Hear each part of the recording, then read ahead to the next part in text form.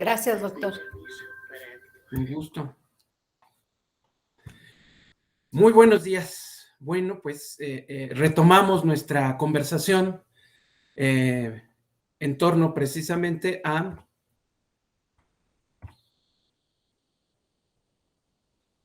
la argumentación en materia electoral. Y precisamente como lo acabamos de mencionar, el objetivo es identificar el uso de las herramientas, no solo las herramientas, sino cómo emplear las herramientas para justificar las diferentes decisiones que toda autoridad debe de tomar. Y cuando me refiero a decisiones, me refiero en general a la utilización de normas jurídicas para pronunciarse o para atender o no alguna petición. Bueno, no atender o no, sino satisfacer o no, porque toda petición debe ser atendida. De ahí no se sigue que toda petición deba ser satisfecha, pero sí atendida, debe ser respondida. Luego entonces, toda decisión, todo uso que haga toda autoridad, todo agente del Estado, pues debe de estar justificada en términos constitucionales. Recordemos, nuestro artículo 16 constitucional nos prescribe la obligación de toda autoridad, de todo agente del Estado mexicano, de justificar, es decir, fundar y motivar sus actuaciones, particularmente cuando se nos molesta en nuestros derechos, en nuestras propiedades, en nuestras posesiones, en nuestros documentos.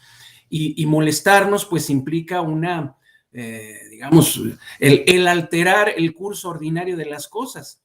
Luego entonces cualquier injerencia en nuestra vida ordinaria a cargo de alguna autoridad pues reclama una justificación por parte de esta. Si esto es así, tratándose de las molestias que nos puede causar la actuación de una autoridad, con mayor razón, leyendo de manera sistemática el 14 constitucional, con mayor razón, tratándose de las resoluciones que dictan las autoridades jurisdiccionales al momento de pronunciarse, al momento de resolver o componer los litigios que le son sometidos a su conocimiento y en los cuales es factible que se nos prive, se le pueda privar a alguna persona, se le pueda restringir a alguna persona, a algún sujeto, en el ejercicio de algún derecho. Entonces, si para que nos molesten, para que se altere el curso ordinario de nuestras vidas, la autoridad tiene que justificar su actuación, con mayor razón lo ha de hacer, tratándose del dictado de una resolución en los casos en los cuales es altamente factible que se nos prive, o de hecho se nos prive o se nos restrinja de algún derecho que consideramos propio o violentado. Precisamente este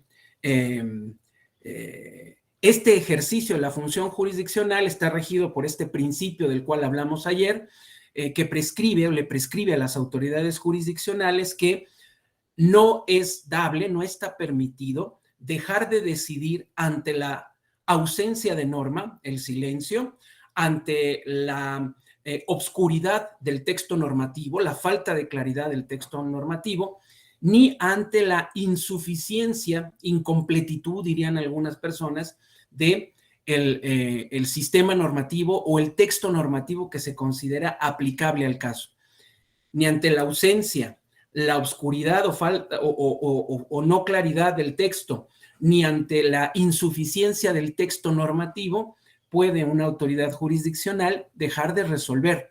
Ha de resolver forzosamente, ha de dictar una resolución, la que corresponda, y solo encontramos una excepción constitucional. En el caso, como lo vimos ayer, de los juicios del orden criminal, es decir, aquellos que tienen por objeto determinar una responsabilidad e imponer una sanción como consecuencia de la actualización de una hipótesis normativa, bueno, en esos casos no está permitido la utilización de la analogía o de la mayoría de razón para imponer sanciones, para imponer penas, donde haciendo el análisis ya sistemático de estas prescripciones, entendemos que la analogía y la mayoría de razón son instrumentos argumentativos que nos van a servir para enfrentarnos a el silencio de la ley o la incompletitud, la insuficiencia de la ley. ¿Por qué? Porque la analogía y la mayoría de razón son instrumentos argumentativos, es decir, son instrumentos que nos permiten justificar que traslademos una determinada consecuencia normativa, una determinada consecuencia jurídica prevista para un caso específico, trasladar esta consecuencia a un caso que inicialmente, en un primer momento, no está exactamente previsto, no encaja precisamente, no encaja inicialmente en la hipótesis normativa contemplada en una determinada norma, pero en virtud de que la misma razón que aplica para un caso ha de aplicar para el otro, o en virtud de que, disculpen por el uso constante de la palabra razón, ahorita vamos a ver a qué me refiero, en virtud de que si en un caso exactamente previsto está justificada una determinada consecuencia, en un caso no previsto, pero de mayor entidad que el que sí está previsto, pues se justifica con más razón, con mayor entendimiento que se traslade la consecuencia a ese caso no previsto. Es decir, la analogía y la mayoría de razón serán instrumentos de justificación que nos permitirán cubrir lagunas, ¿sí? Y extender, ampliar las hipótesis normativas de normas exactamente previstas. Esto es muy importante tenerlo presente.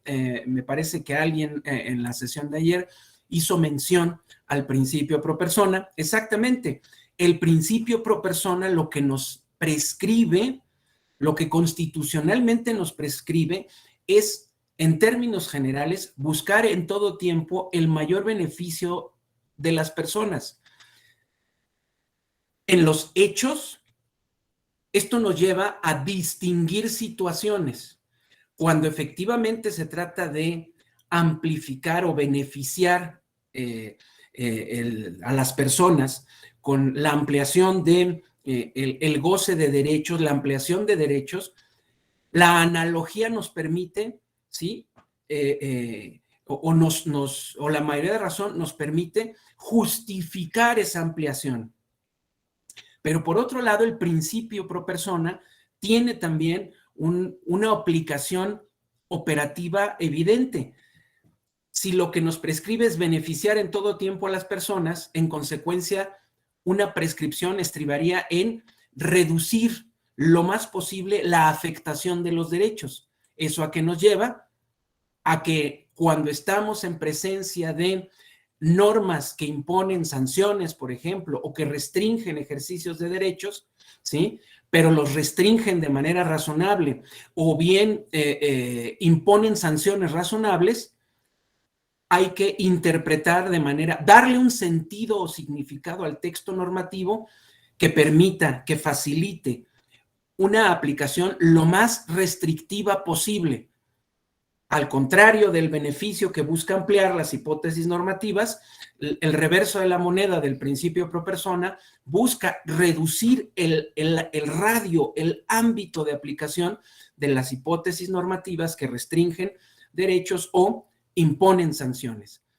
Ahora bien, si toda persona juzgadora ha de dictar una resolución, evidentemente, en primer momento, echando mano de los instrumentos normativos con los que cuenta. Recordemos que cuando la Constitución y el Código Civil en su artículo 18 se refiere a la ley, en términos generales entendemos todo el conjunto de normas jurídicas de un determinado sistema, en este caso, pues el nuestro, el sistema jurídico mexicano. Cuando se sostiene, cuando se prescribe que toda persona juzgadora debe dictar resoluciones para componer los litigios que le son sometidos a conocimiento, aunque haya silencio normativo, aunque el texto normativo no sea claro y aunque el texto normativo no sea suficiente, ¿sí? Si esa es su obligación constitucional, la pregunta es, ¿cómo cumple con esta obligación constitucional quien juzga? ¿Cómo se enfrenta quien juzga precisamente a ese silencio, a esa obscuridad y a esa insuficiencia de los textos normativos para cumplir con su misión constitucional que estriba en el dictado de resoluciones? Para llegar a ese punto, bueno, para el dictado de sus resoluciones, atendiendo siempre al principio que consagra la última parte del segundo párrafo del artículo primero constitucional,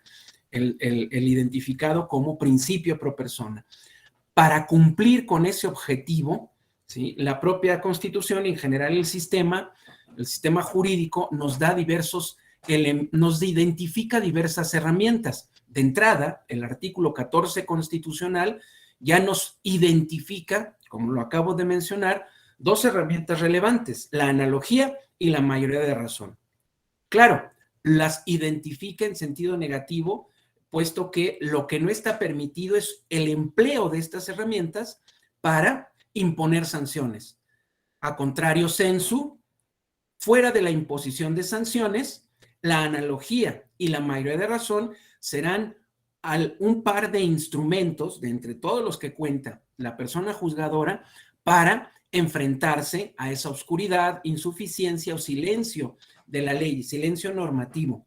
Pero adicionalmente, el propio 14 constitucional nos prescribe que el dictado de las resoluciones, si bien se ha de dar conforme a la letra de la ley o a su interpretación jurídica, y aquí es donde ayer mencionábamos que lo jurídico de la interpretación viene no de que lo hagan los abogados y las abogadas, no de que lo hagan los jueces o las juezas, ¿sí? Viene del objeto que se está interpretando. La materia de la interpretación y la materia de la interpretación son normas jurídicas. Luego entonces lo jurídico de la interpretación viene de que la materia o el objeto de la interpretación son textos normativos.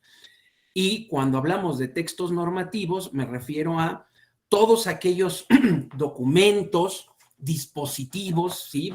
Podemos tener aquí en el teléfono acceso a la Constitución, a todas las normas del sistema jurídico mexicano. Bueno, ordinariamente las normas se han objetivizado en textos, en documentos, en papel, pues yo mencionaba incluso el código de Hammurabi, que está esculpido en piedra. Al fin y al cabo, el dispositivo, la piedra, lo que busca es objetivizar, lo que se buscó fue objetivizar las prescripciones, dejándolas al conocimiento de todos aquellos sujetos a los que se dirigían. Es lo mismo con la publicidad, la publicación y la comunicación de las prescripciones jurídicas, buscamos lo mismo en todo momento, darlas a conocer a los sujetos a los que se dirigen, a los sujetos a los que están dirigidas las normas, las prescripciones, pues esencialmente para que cumplan su objetivo o finalidad, como toda prescripción, que es incidir, afectar o determinar la conducta de un determinado sujeto, sea para que se comporte de una manera o para que omita o se abstenga de comportarse de otra determinada manera. Así las cosas, entonces, cuando hablamos de interpretación jurídica, hablamos de interpretación de textos normativos, de textos que consignan normas jurídicas. Actualmente se distingue entre el texto, lo que literalmente se lee con las palabras, los signos lingüísticos que se ponen, se redactan en los documentos, insisto, en los dispositivos que contienen las prescripciones, el texto y la norma. Pues en no pocas ocasiones la literalidad del texto no coincide con el sentido que el intérprete le da a ese texto y que deviene o que genera propiamente la norma jurídica. El mejor ejemplo de cómo se actualiza este funcionamiento, pues lo encontramos precisamente con la otra herramienta que la Constitución nos prescribe, la otra herramienta para solucionar estos problemas que la Constitución nos prescribe, que es la interpretación conforme. Recordemos que la interpretación conforme es una herramienta argumentativa que localizamos en el ámbito o en el contexto sistemático de la interpretación jurídica. Es decir, me adelanto un poco, pero con el objeto de que ubiquemos, digamos, territorialmente dónde estamos. Me adelanto en el sentido de mencionar que la Ley General del Sistema de Medios de Impugnación en materia electoral, así como las demás leyes procesales electorales, las de las entidades federativas, prevén ordinariamente o identifican o nos prescriben tres contextos de interpretación de las normas en materia electoral. El contexto gramatical, el contexto sistemático y el contexto funcional. Cada uno de estos tres contextos de la interpretación, o dicho en otros términos, de estos tres contextos de argumentación interpretativa o de justificación de interpretaciones, cada uno de estos tres contextos atiende o responde a tres diferentes formas de observar, de ver, de percibir esto con lo que trabajamos todos los días. Nosotros somos operadores jurídicos porque hacemos cosas con las normas. Algunos crean normas jurídicas, otras personas aplican normas jurídicas y hay quien crea y aplica o aplica y crea. Estas, digamos, son dos de las principales operaciones que llevamos a cabo con las normas. Las creamos y las aplicamos. Quien celebra un contrato de arrendamiento, un contrato de compraventa, está creando una norma jurídica individual. Quien emite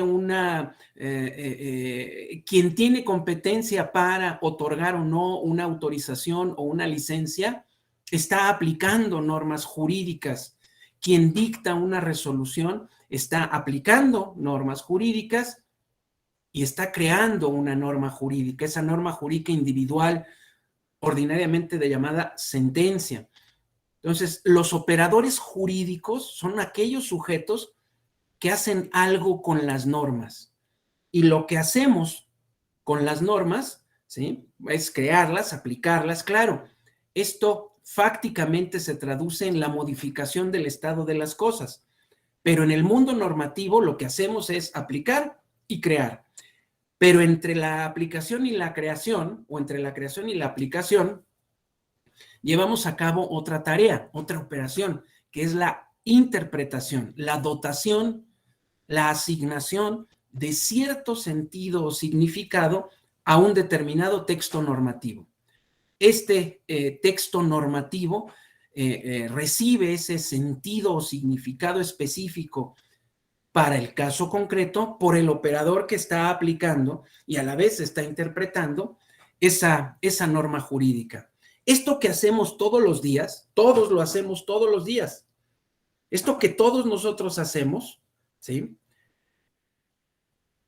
operar con normas jurídicas implica que nos representamos de diferentes maneras, vemos con gafas diferentes, con lentes diversas, nuestra materia prima, con lo que operamos. ¿Con qué operamos?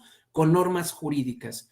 El día de ayer yo mencionaba que inicialmente las normas jurídicas las podemos percibir o las podemos identificar como expresiones lingüísticas. Uso prescriptivo del lenguaje. Está prohibido fumar. Es un uso prescriptivo del lenguaje. Estamos prescribiendo. Cualquier norma, ¿sí? Una norma jurídica o un conjunto de normas da lugar a una prescripción, a un uso determinado del lenguaje. Alguien expresó, utilizó el lenguaje para comunicar un mensaje con el objetivo de incidir o influir en la conducta de determinadas personas, de determinados sujetos.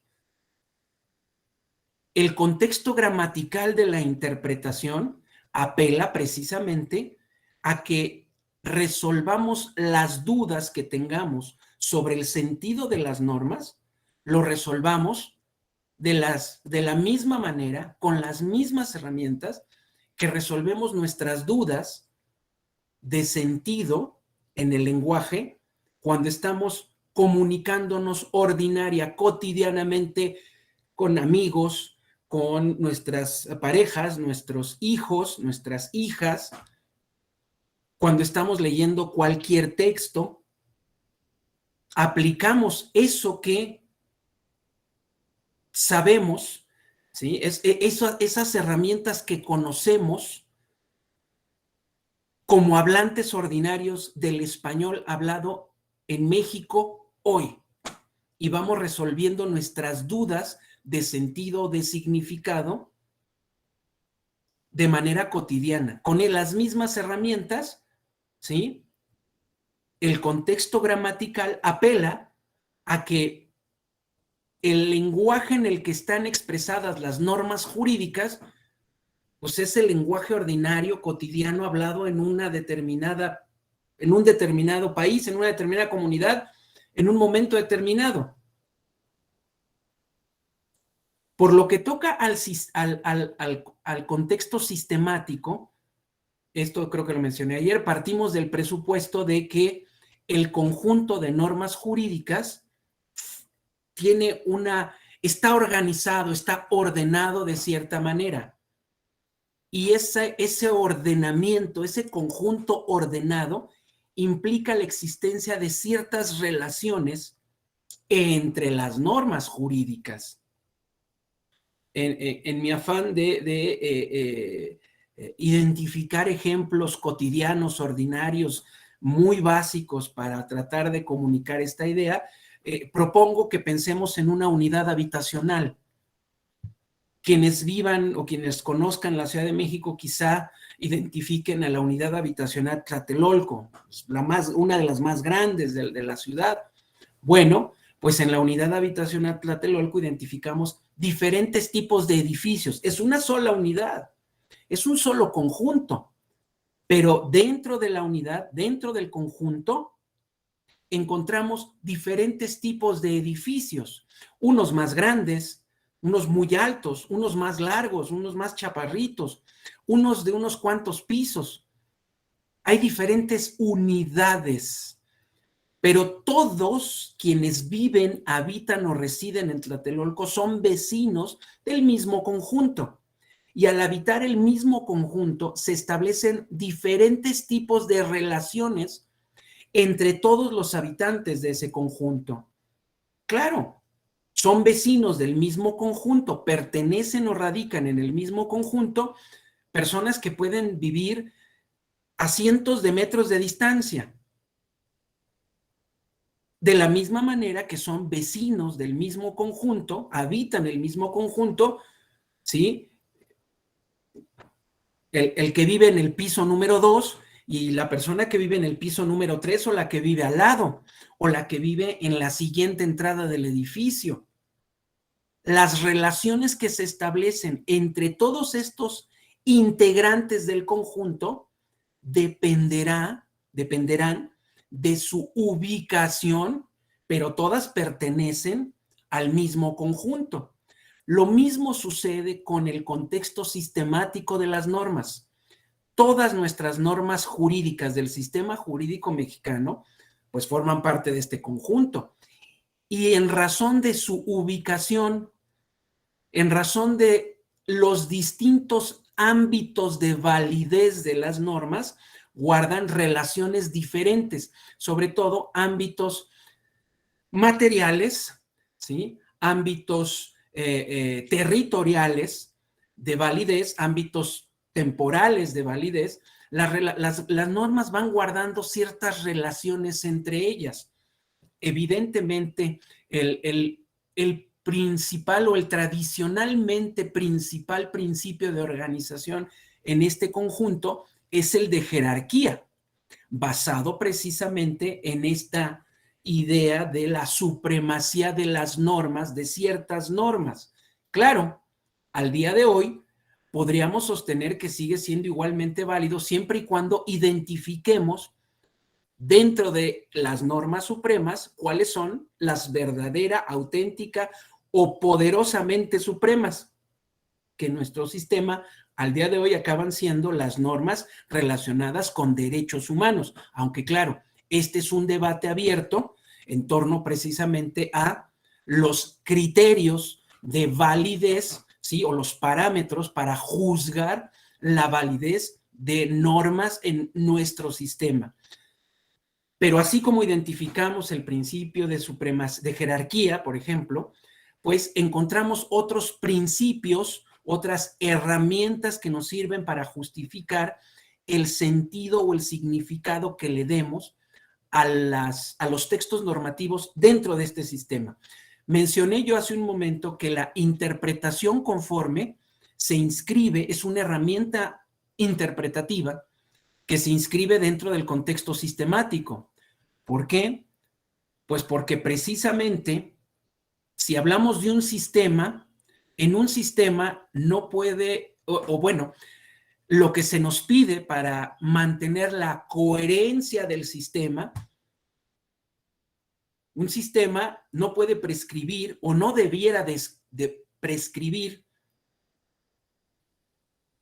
no, una conducta, no debiera describir una misma conducta con dos consecuencias diferentes y excluyentes entre sí. Las contradicciones normativas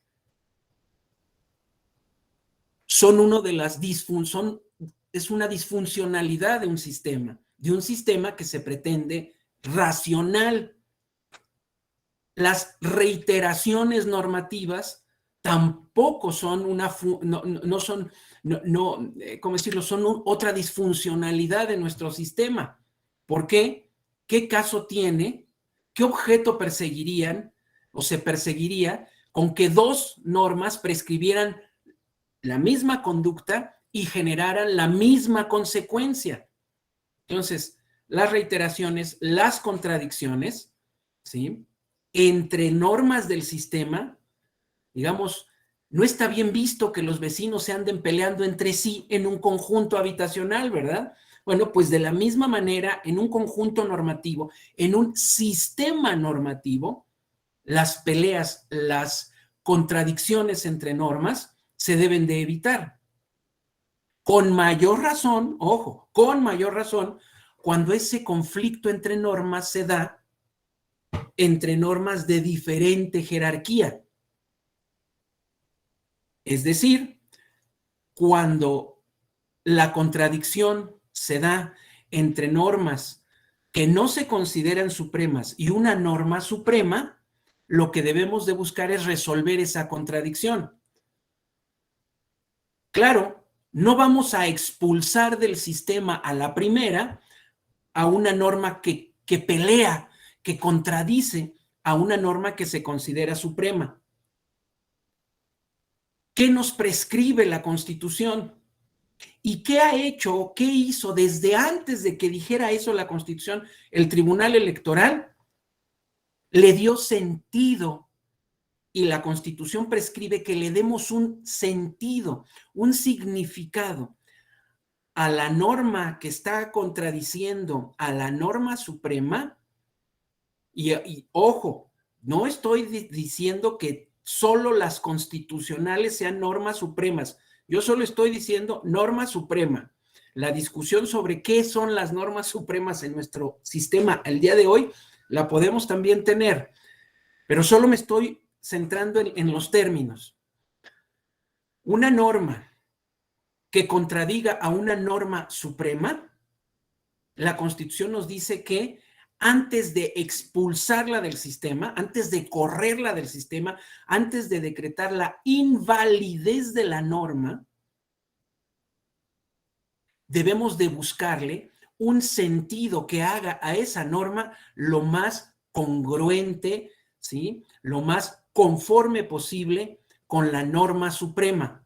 Insisto, según el artículo primero constitucional, el conjunto de normas supremas está integrado materialmente por las normas de derechos humanos y formalmente por las normas de derechos humanos que consignan la Constitución y los tratados.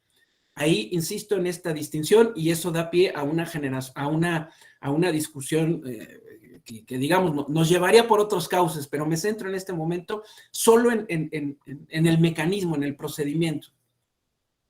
Luego entonces, el darle un sentido que haga conforme a la norma inferior con la superior, lo que busca, lo que pretende es que no expulsemos a la norma del sistema, que no la invalidemos en un caso concreto o que no la invalidemos en general para toda aplicación posible.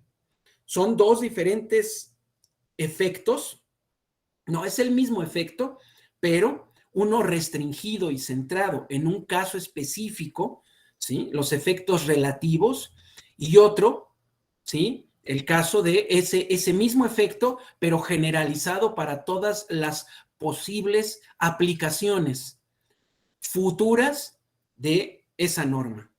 Siempre buscar la interpretación conforme. Lo que pretendemos, lo que está detrás de esta visión sistemática del conjunto de normas jurídicas, pues es la congruencia y la coherencia del propio sistema. Mantener esa congruencia, esa coherencia del sistema entre normas y entre las normas y los principios, porque recordemos que las normas o los principios consagrados en normas jurídicas, particularmente las constitucionales, por definición misma, reclaman que se le vaya dotando a esos principios de contenido específico, de sentido específico. ¿A qué voy con todo esto? Que cuando hablamos de interpretación conforme, de interpretación constitucional, puesto que estamos hablando de interpretación de textos normativos, tan texto normativo es el constitucional o el convencional o el de una ley general, entendido como el conjunto de normas que conforman la Ley Suprema de la Unión, según nuestro artículo 133. Como texto normativo lo sería un reglamento, una ley ordinaria, ¿sí? Un acuerdo general. Luego entonces, cuando estamos interpretando conforme al texto de la norma suprema, hay que reparar en el hecho de que la interpretación va por dos vías o se refiere a dos objetos, a dos textos, o puede referirse a dos textos.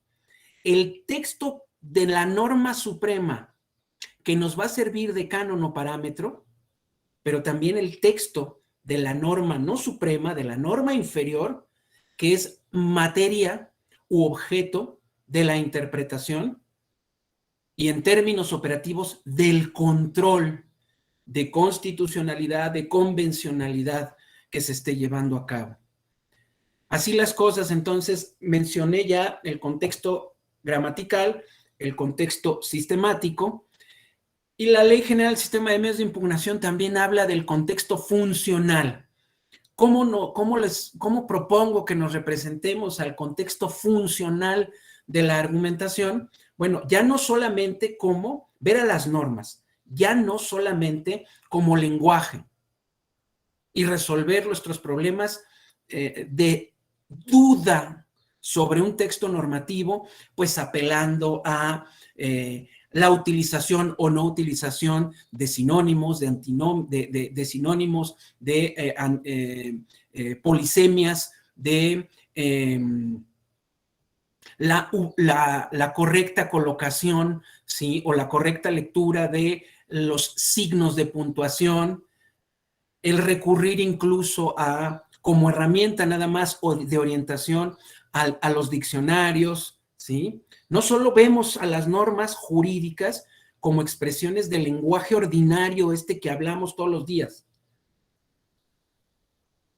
Ya no solamente vemos a las normas jurídicas como partes integrantes de un conjunto ordenado, y ese conjunto ordenado, ¿sí?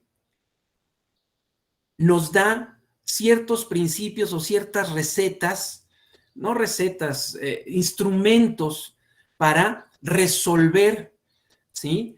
Esos posibles conflictos entre normas y para resolverlos atribuyéndoles sentidos o significados a las normas, a los textos normativos que los hagan lo más conforme posibles, sí con la norma suprema, pero también con toda la totalidad del sistema. Ya no solamente lo vemos así, cuando nos acercamos al ámbito funcional de la interpretación, lo que yo sugiero es que veamos a las normas jurídicas ya no solo como lenguaje, ya no solo como integrantes de un conjunto ordenado, sino también como herramientas. Ayer mencionaba al martillo o al desarmador como herramientas que son útiles para clavar un clavo o para atornillar un tornillo, ¿verdad? Pero esas mismas herramientas pues pueden ser utilizadas con otros fines. Cuando propongo que veamos a las normas jurídicas como herramientas, sugiero que las veamos como instrumentos para la consecución de ciertos fines u objetivos. ¿Qué fines, qué objetivos? Por ejemplo, ese estado de cosas que se considera valioso, que quien creó la norma considera valioso, un estado de cosas al que hay que acercarnos o mediante la aplicación de las normas se va a conseguir. ¿Qué finalidad, qué meta persigue quien históricamente creó la norma? Es decir, el legislador histórico, el legislador de carne y hueso, ¿sí? Se puede traer aquí a la mente la finalidad que persiguió la reforma electoral de 2007, por ejemplo, reducir la incidencia, el impacto del dinero en la política, particularmente en las elecciones. Machaconamente se dijo, este es el objetivo de la reforma. Al expresarlo así,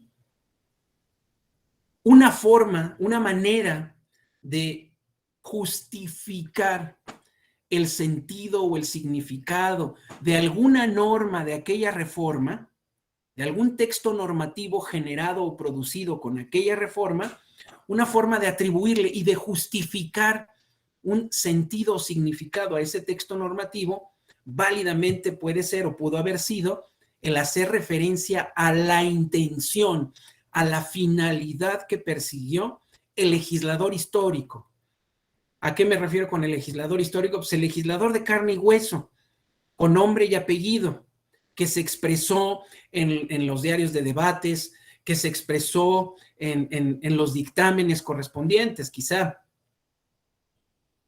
También podemos echar mano de un legislador ideal, un legislador ahistórico. Claro, es una herramienta de justificación nada más. Un legislador ideal habría querido generar este estado de cosas, alcanzar este fin, esta meta. Evidentemente aquí también en atención al comentario que se virtió ayer por un compañero, aquí es donde se tocan esas concepciones de lo que considera justo quien está tomando la decisión, ¿sí? Con la justificación de su decisión. Es decir, las normas jurídicas son, desde este punto de vista, efectivamente se convierten en herramientas para la consecución o la realización de algún cierto tipo ideal de justicia, alguna idea de justicia, que es lo que se considera justo en un determinado caso, en un determinado momento. Esa idea de justicia de quien está tomando la decisión, ¿sí? Es aquí donde se convierte en un elemento de justificación. Así pues, entonces, los tres contextos a los que nos refiere, nos prescribe, mejor dicho, la Ley General del Sistema de Medios de Impugnación, el gramatical, el sistemático y el funcional, tienen detrás de sí diferentes concepciones de nuestra materia prima. La materia prima con la que trabajamos son las normas. Y cada uno de estos tres ámbitos interpretativos o cada uno de estos tres ámbitos de argumentos justificativos o argumentos, mejor dicho, argumentos justificativos, es un pleonasmo, argumentos interpretativos, ¿sí? Es decir, razones que sostienen interpretaciones, cada uno de estos contextos se basa en una idea muy concreta, en un presupuesto muy concreto de lo que se supone que es o para qué nos sirven las normas jurídicas. Las normas jurídicas vistas como lenguaje, las normas jurídicas vistas como integrantes de un sistema, de un conjunto ordenado, y las normas jurídicas vistas como herramientas para el desempeño de una función, para el cumplimiento de un determinado fin, para alcanzar una determinada meta. En razón de estas tres diferentes formas que no son excluyentes, estas tres formas de representarnos a las normas jurídicas no se excluyen entre sí. En mi opinión, se complementan. Ahora bien, cualquiera de nosotros, si lo que yo estoy pretendiendo con estas exposiciones es identificar cuáles son los problemas que pretende, o cuál es el problema que pretende resolver la interpretación y la argumentación jurídica, y estoy partiendo de lo que nos dice la Constitución, bueno, la Constitución de entrada nos dice que hay que aplicar la letra o la interpretación de la ley. Hasta ahí llega la Constitución. Claro, la Constitución nos identifica ya diferentes herramientas argumentativas para justificar las decisiones judiciales. De entrada, la analogía y la mayoría de razón. Principalmente, la interpretación conforme. Sobre todo, ojo, la interpretación conforme se aplica de manera general en todo el sistema, pero según la prescripción constitucional, sobre todo, no quiere decir que solo o exclusivamente, sino con mayor intensidad o con mayor aplicabilidad, lo tenemos que hacer cuando estamos en presencia de normas relacionadas con derechos humanos. Entonces, otra herramienta interpretativa. En el ámbito electoral, la ley es más precisa, evidentemente, y nos dice que la interpretación de las normas en materia electoral se llevará a cabo o se practicará o se ejecutará apelando al contexto gramatical, sistemático y funcional. Ya nos está diciendo, ya no nos está diciendo qué hacer, sino que nos está identificando con qué herramientas disponemos para hacer lo que la Constitución dice que todo juzgador tiene que hacer y en general todo operador jurídico tiene que hacer. Tiene que decidir, tiene que aplicar normas. Y para decidir, para tomar una decisión en una situación no solamente litigiosa, en una situación que reclame una decisión, y una situación que reclama una decisión, por definición, pues es una decisión, es un contexto de opción o de selección, o de que se decante alguien por A o por B. Para decidir necesitamos opciones. Si no, pues no hablamos de una decisión. Quien está llamado a expedirme mi licencia de manejo, no las expide en automático. Bueno, en algunos lugares sí, pero se supone que ha de tomar una decisión, ha de valorar, ha de considerar si se me otorga o no la licencia de manejo, porque tengo los conocimientos necesarios de la normatividad, es decir, me sé las instrucciones para conducir en la ciudad, pero además tengo las habilidades necesarias, es decir, demostré que sé conducir un vehículo automotor con ciertas características, ¿sí? Yo puedo saber conducir mi vehículo automotor, ¿no? Mi Avanza, ¿sí? Pero a lo mejor no sé manejar una motocicleta. Entonces, bueno, no es lo mismo que me den una licencia para conducir el Avanza que para conducir la motocicleta. O un camión de volteo, o un camión con una revolvedora, por ejemplo, o un tráiler, y menos de doble cabina, o ¿cómo le llaman? Sí, de doble caja. Debo de acreditar que tengo no solamente los conocimientos, sino que he desarrollado las habilidades necesarias. Y solamente tras valorar eso, entonces sí, se supone que me tienen que dar o no la licencia de manejo. Solo por mencionar una decisión que se ha de tomar en ese contexto. Con mayor razón, tratándose de quienes están llamados a resolver y están llamadas a resolver en torno a restricción o privación de derechos, por ejemplo.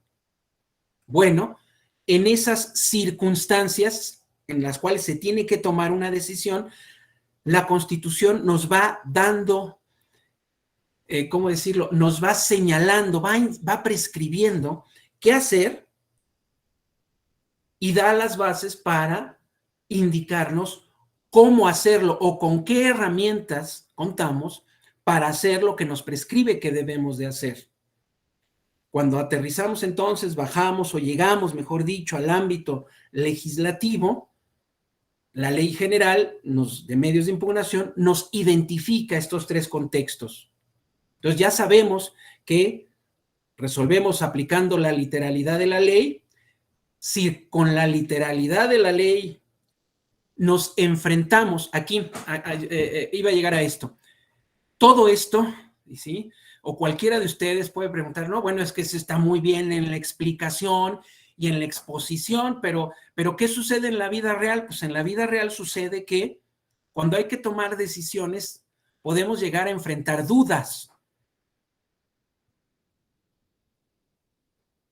Esto que estoy exponiendo parte del hecho de que quien toma decisiones, y particularmente en el ámbito electoral, un órgano electoral, una autoridad electoral, sea administrativa o sea jurisdiccional, al momento de tomar esa decisión, al tener que pronunciarse, al tener que emitir una resolución o emitir un acto, toda autoridad puede, es decir, toda persona que encarne la autoridad, que sea autoridad, que forme parte del órgano que ha de decidir, cualquiera de nosotros, pues, cualquier persona puede enfrentar dudas.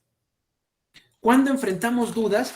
No cuando estamos leyendo en abstracto la Constitución, la Ley General del Sistema de Medios de Impugnación, la Ley General de Instituciones y Procedimientos Electorales. No, en abstracto difícilmente vamos a generarnos o a enfrentarnos a alguna duda. Es factible, sin duda. Bueno, indudablemente podemos enfrentar falta de certeza al leer en abstracto, insisto, un texto normativo. Pero particularmente nuestras dudas se van a presentar cuando tenemos enfrente un expediente o cuando tenemos enfrente a un potencial cliente, a una potencial clienta que nos está relatando hechos que considera, ¿sí?, que deben de dar lugar a la actualización de una determinada norma jurídica, de una hipótesis normativa.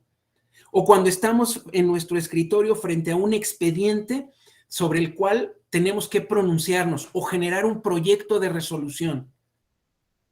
En ese contexto decisorio es que la lectura de las normas, de los textos normativos, puede generarnos dudas, incertidumbre. Ah, caray. A ver, el texto está claro, pero a la luz del contexto del caso, ya no resulta tan claro el texto normativo. Si lo aplicamos de un lado o si lo aplicamos del otro, si lo aplicamos de una manera o si lo aplicamos de la otra. ¿A qué voy con esto? A que mi exposición trata de girar en torno a lo que se denomina la interpretación operativa o el enfrentamiento de las dudas cotidianas que todo operador tiene. Por eso mi objetivo o mi exposición no parte de que yo les relate, porque muchos de ustedes ya las conocen, las grandes teorías de la argumentación o de la interpretación. Trato yo de acercarme a estos temas desde el punto de vista operativo.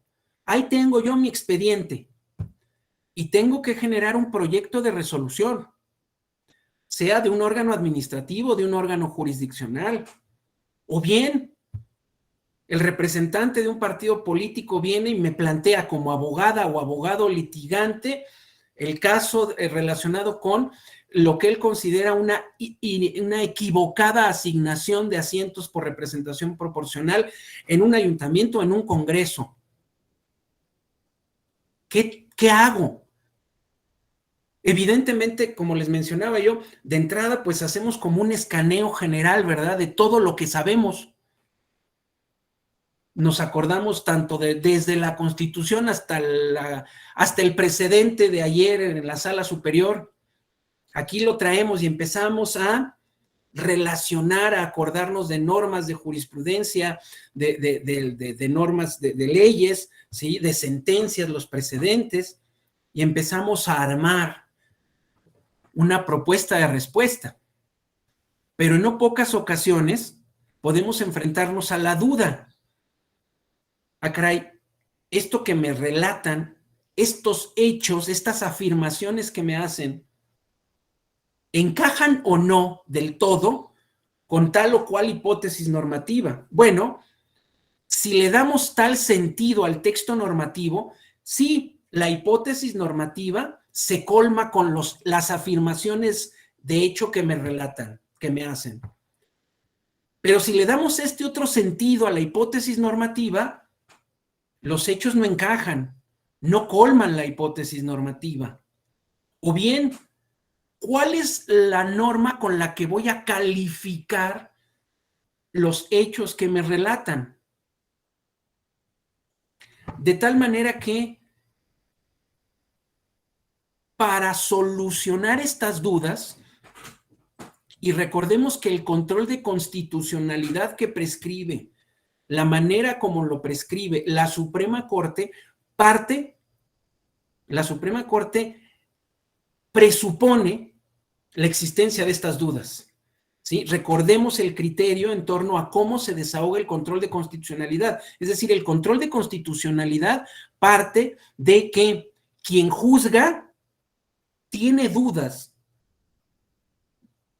sea porque las dudas se le generaron al propio juzgador o a la propia juzgadora del mero conocimiento del caso y la lectura de los textos normativos, o bien porque la duda se la provoca o se la genera la exposición, lo que afirma alguna de las partes en el proceso.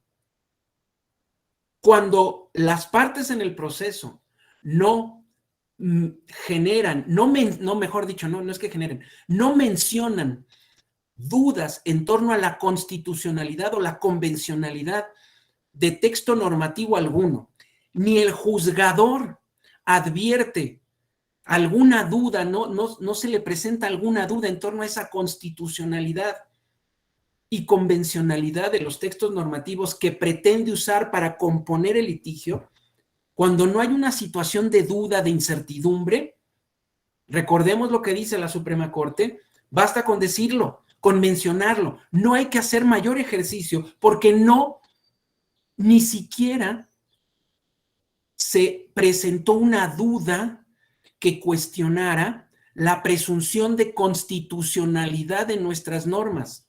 Recordemos que un principio que rige nuestro sistema estriba precisamente en presuponer la constitucionalidad de nuestras normas jurídicas. Claro, hay una excepción, ¿se acuerdan?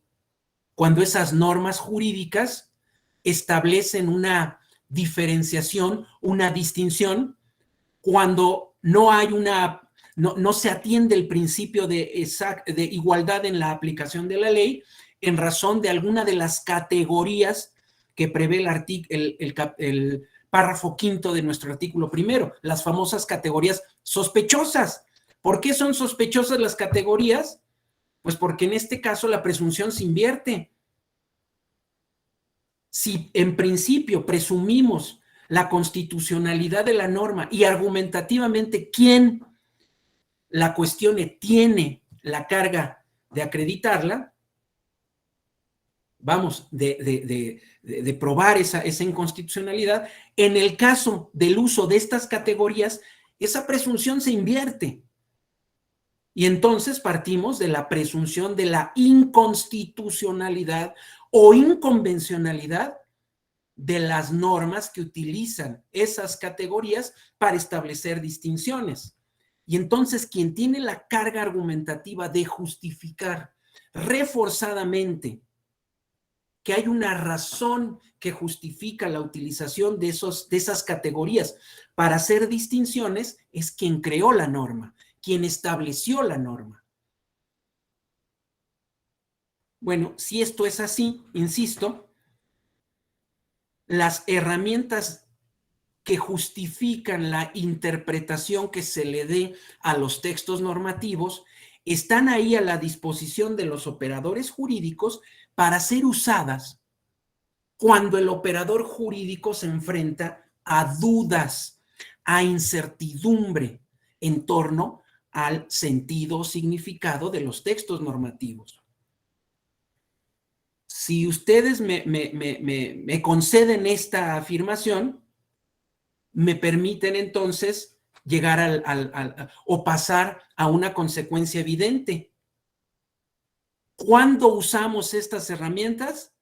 Pues cuando tenemos duda de qué sentido le vamos a dar o qué sentido debe tener el texto normativo que vamos a utilizar en el caso concreto. Recordemos que nosotros como operadores jurídicos cotidianos, digamos, como servidores públicos de un órgano electoral administrativo o jurisdiccional, solo por centrarme en este ámbito, ¿sí? Nuestra misión inicial, principal, esencial, pues no es generar doctrina jurídica, ¿verdad? Sino atender las peticiones que se nos presentan o generar proyectos de resoluciones que compongan los litigios que tenemos enfrente. Claro, si esa es nuestra misión y no generar doctrina, no generar dogmática, porque para eso están otras profesiones jurídicas, las herramientas interpretativas, los argumentos interpretativos a los que me estoy refiriendo, pues los vamos a utilizar cuando tengamos que resolver el problema que tenemos enfrente en el escritorio. Claro, son herramientas argumentativas que también pueden utilizar quienes hacen investigación jurídica abstracta, quienes hacen investigación jurídica no aplicada, ¿sí? Quienes hacen dogmática, entendida la dogmática como la descripción del sistema jurídico. Esta definición tradicional de dogmática jurídica, que es la descripción, la sistematización del conjunto de normas. Pero como operadores jurídicos cotidianos, nosotros no tenemos como misión, digamos, o quienes operamos cotidianamente con normas, nuestra misión no es describir el sistema, ¿sí? O ordenarlo de alguna manera. Nuestra misión es atender problemas concretos, resolver situaciones litigiosas concretas.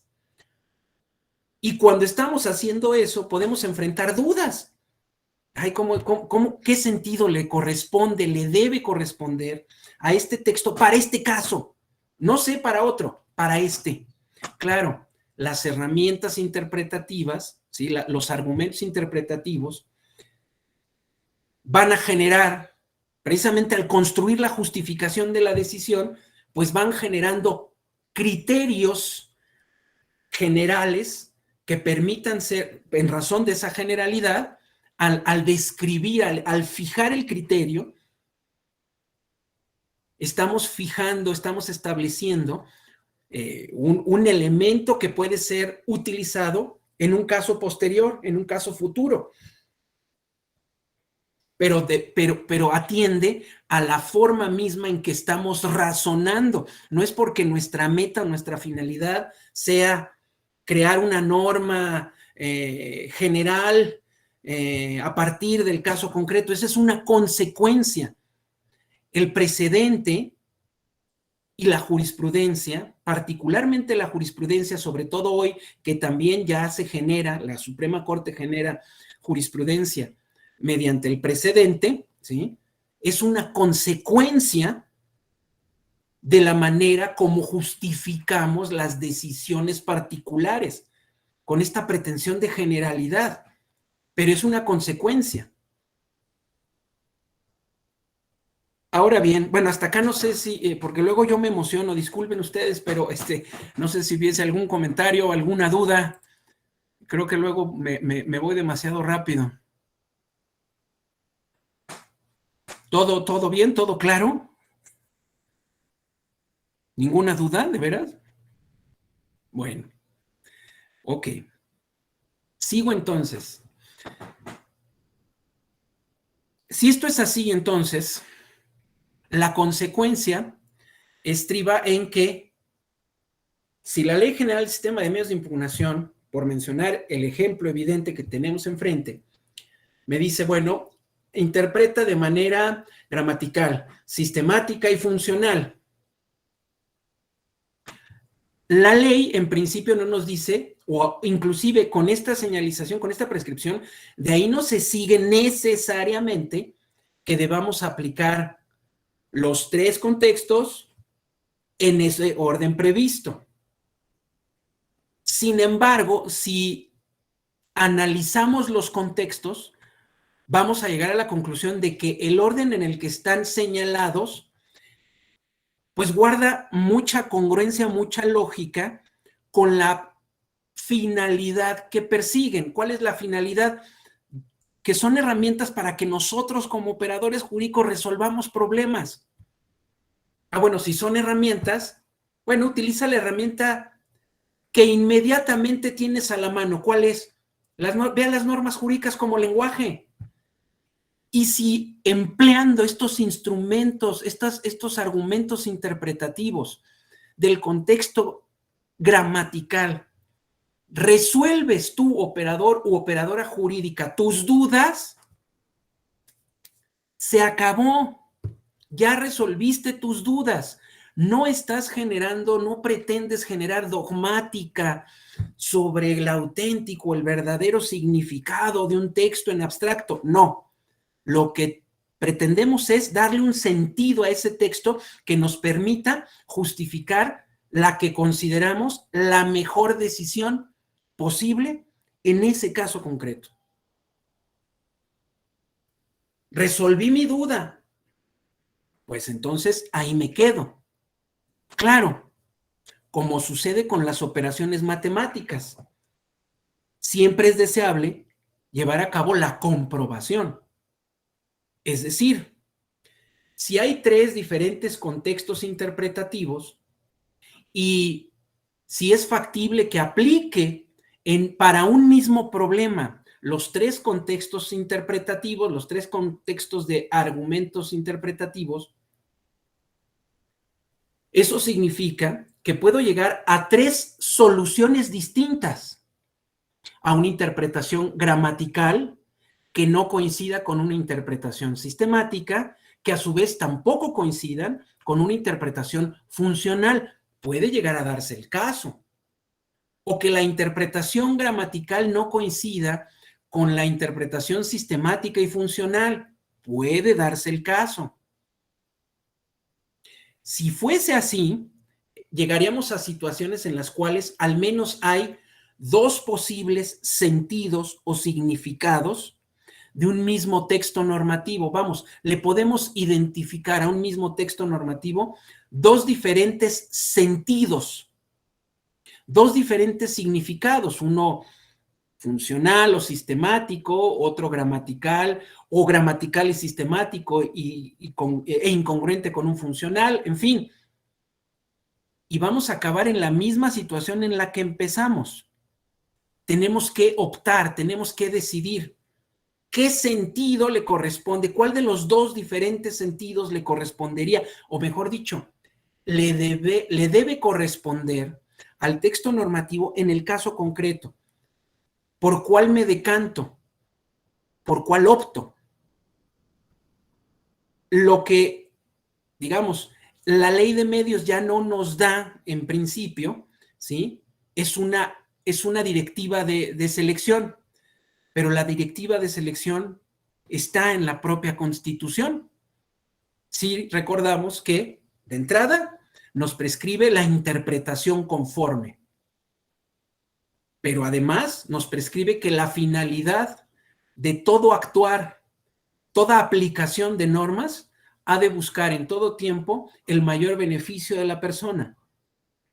Luego, entonces, en una situación en la cual tengo dos posibles sentidos de un mismo texto normativo, he de escoger, utilizando la directiva interpretativa sistemática, consistente en la interpretación conforme, pues he de escoger la interpretación que más se acerque, más conforme sea con la ley suprema, la norma suprema. Insisto, cuando digo ley o norma suprema, no estoy diciendo que toda ley o norma suprema sea solo constitucional. ¿Por qué? Insisto, por el dictado por lo que prescribe el propio artículo primero constitucional. En mi opinión, en nuestro sistema en este momento, las normas supremas son las normas relacionadas con derechos humanos. Tenemos que buscar en todo momento ser congruentes con esas normas de derechos humanos y buscar en todo momento, bueno, no solo la mayor congruencia, sino el mayor beneficio a la persona. De tal manera que hasta aquí no sé si he sido claro con la descripción de,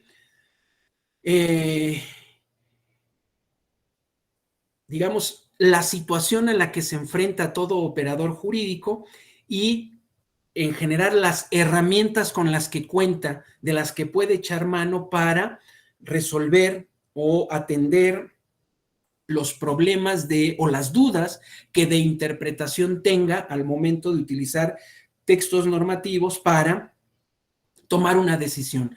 No sé si hasta acá he sido claro. Bueno, asumiendo que sí, entonces regreso a la descripción de lo que sucede en el ámbito jurisdiccional de estas decisiones o el ámbito de la toma de las decisiones jurisdiccionales. Doña Silvia Hernández dice sí, sí he sido claro, supongo. Entonces, voy a asumir que a ese sí se refiere a esa pregunta. Si nos centramos en las partes o en las etapas del proceso y en los nombres que reciben estas etapas, pues resultan bastante ilustrativos estos nombres para relacionarnos con precisamente la argumentación jurídica, la argumentación y la interpretación jurídica. Por un lado, bueno, dentro de la instancia ordinaria identificamos esta fase o esta etapa de la instrucción del proceso. Y esta instrucción del proceso se compone de esta fase o esta subetapa expositiva, en donde identificamos la manifestación de la pretensión, la expresión de la causa de pedir, ¿sí? Y la indicación de los medios probatorios precisamente para sostener las afirmaciones en torno a los hechos que conforman esa causa de pedir.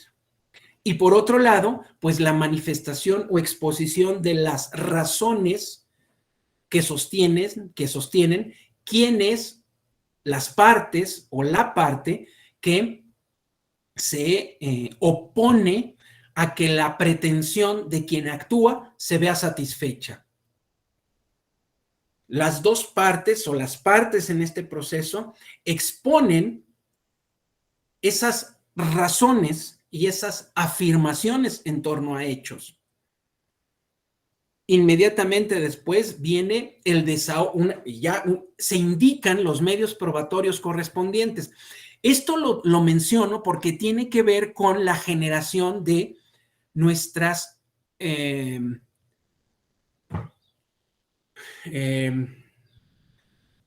nuestras premisas del silogismo jurídico y particularmente del silogismo judicial. Acabo de decir, en la parte expositiva, pues se expresa la pretensión, se expresa la resistencia, se expresa la causa de pedir, integrada fundamentalmente con afirmaciones relacionadas con sucesos, con hechos del pasado, ¿sí? Y por otro lado, se dan razones que sostienen, ¿sí? Afirmaciones que sostienen la resistencia de quien se opone precisamente a que la pretensión de quien actúa sea satisfecha. En ambos casos es factible que se señalen, se indiquen medios probatorios a ser desahogados en la siguiente fase. En la siguiente fase, estos medios probatorios, ¿sí? Recordemos esta distinción entre fuente y medio, donde la fuente es el hecho que genera el medio probatorio, ¿sí? La fuente es la persona que va a atestiguar. El medio probatorio es el testimonio. Bueno, a partir de esta distinción, en la fase probatoria se van a desahogar estos elementos probatorios. Recordemos que en materia electoral, por lo regular, los medios probatorios son de tal naturaleza que se desahogan, ¿sí?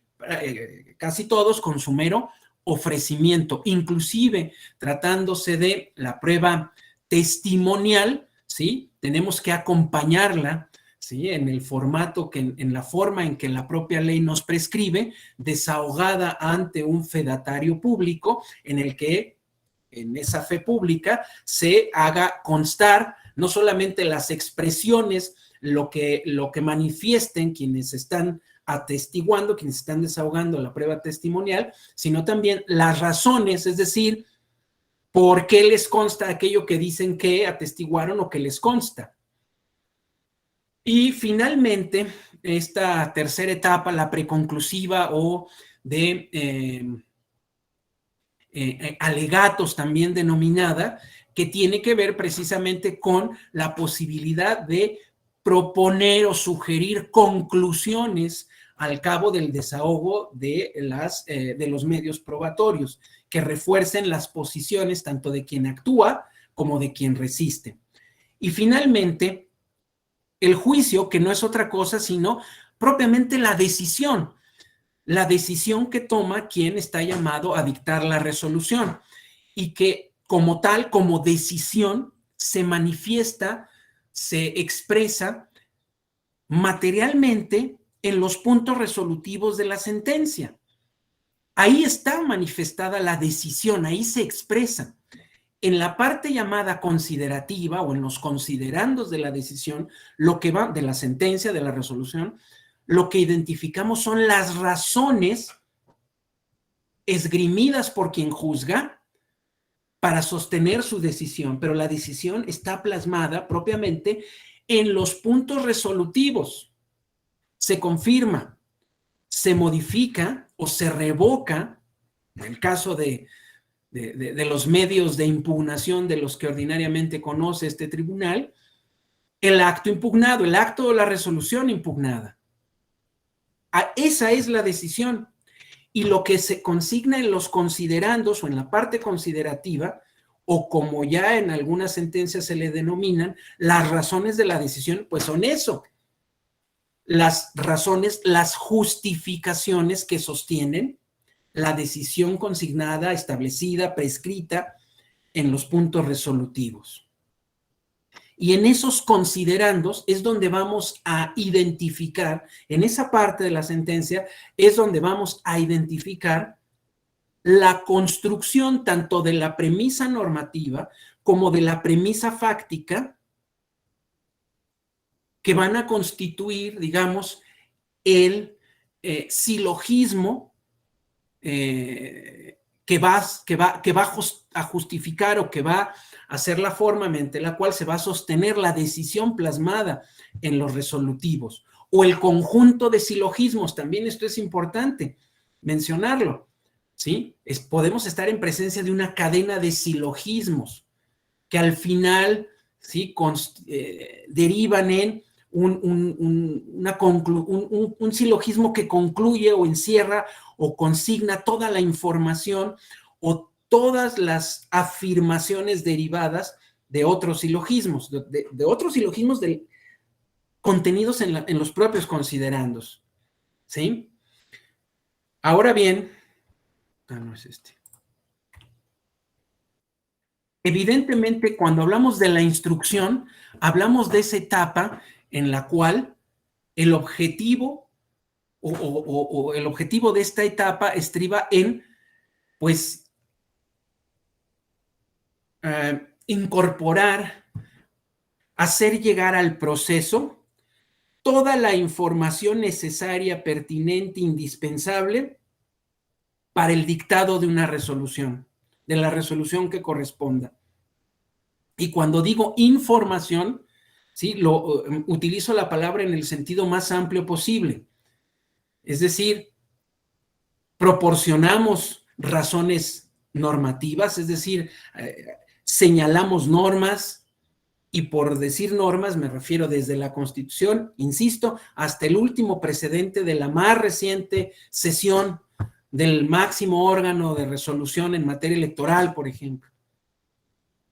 Aportamos opiniones como partes, ¿sí? O propuestas de cómo debe de entenderse, qué sentido debe corresponder a un determinado texto normativo.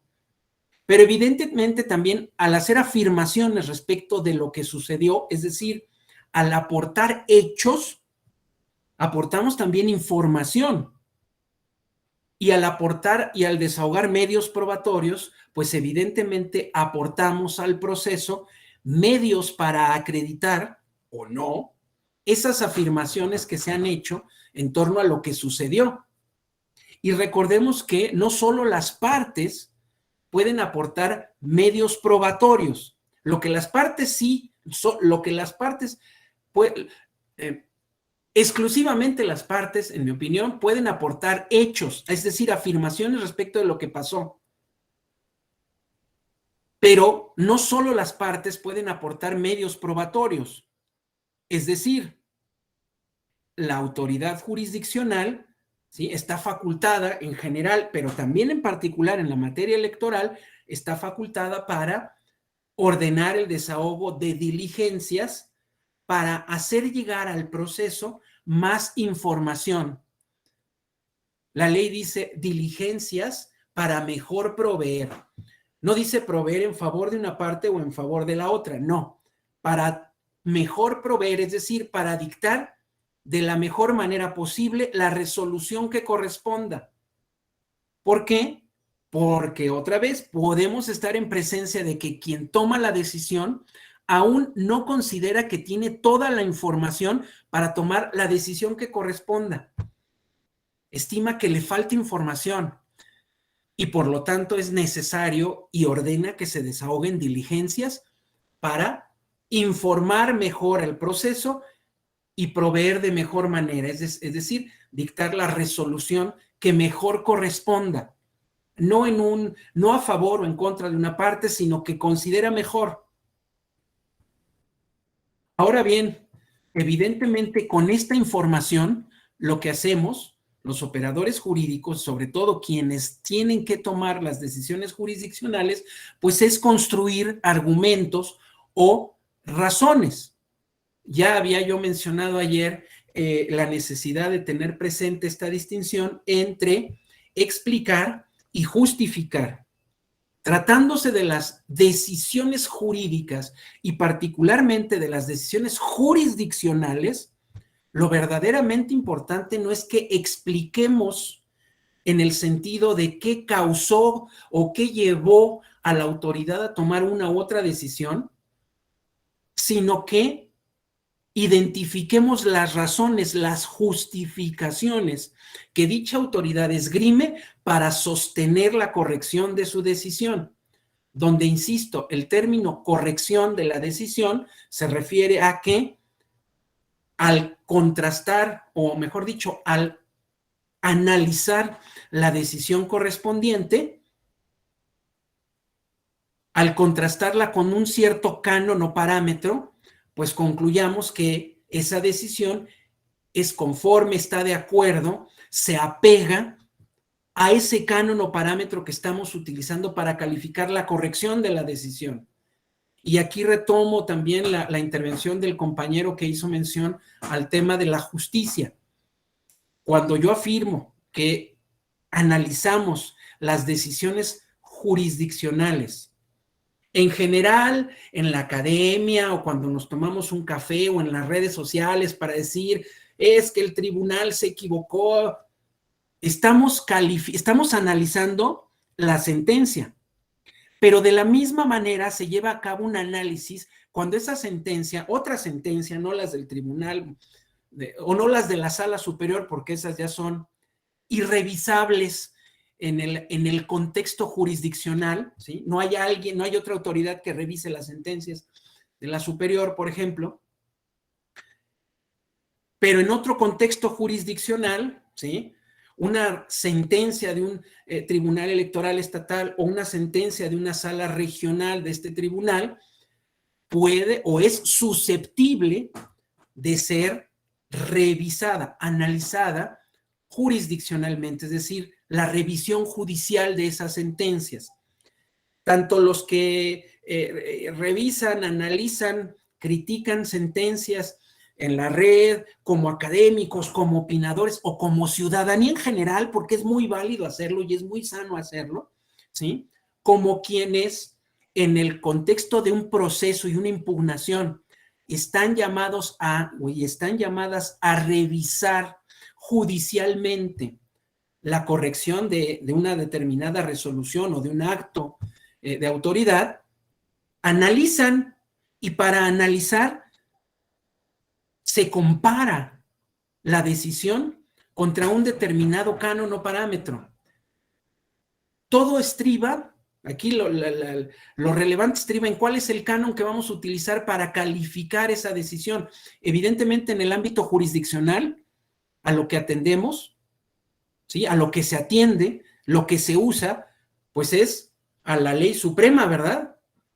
Que conforme a la ley suprema, la sentencia haya sido dictada, tanto en el procedimiento como en el fondo. Bueno, el canon o parámetro de corrección, en este caso, viene dado por la norma que se estima suprema y que gobierna o controla a todas las demás normas, entendida la sentencia como una norma jurídica individual, una norma del propio sistema. Claro, quienes, digamos, en otro contexto, analizamos, calificamos la sentencia, más allá de utilizar el parámetro de la Constitución o de una convención para calificar la corrección de la decisión de la sentencia, podemos apelar a otros cánones u otros parámetros, si nos parece o no justa la decisión, y entonces lo correcto o no de la decisión no estribará en si se apega o no a la Constitución o a una convención en particular, sino que la calificaremos como justa o injusta si se apega o no a un particular canon de justicia, a una particular idea de justicia. pero ya no estamos propiamente en el ámbito de la validez de las normas, sino de la calificación de la justicia de las normas. Y entonces estamos en otro ámbito, en otro contexto. Yo aquí lo que pretendo es exponer que la corrección de las decisiones de las autoridades del Estado mexicano se califican de correctas o incorrectas en razón de, precisamente, su adecuación o no al máximo canon o parámetro que utilizamos para calificarlas, que es la Ley Suprema de la Unión. Y la Ley Suprema de la Unión inicialmente se integra por normas constitucionales, normas convencionales y leyes generales. Recordemos que las leyes generales son esas leyes, sí, el 133 dice leyes emitidas por el Congreso de la Unión, pero las que emite el Congreso de la Unión pueden ser leyes federales, es decir, del orden jurídico federal, pero también pueden ser, sobre todo, son generales cuando así lo mandata la propia Constitución, porque no obstante ser emitidas por el Congreso de la Unión, por este órgano federal, son leyes que distribuyen competencia entre distintos ordenamientos jurídicos. Nuestra ley general del sistema, nuestra ley general de instituciones y procedimientos electorales es el excelente ejemplo de una ley general. Distribuye competencias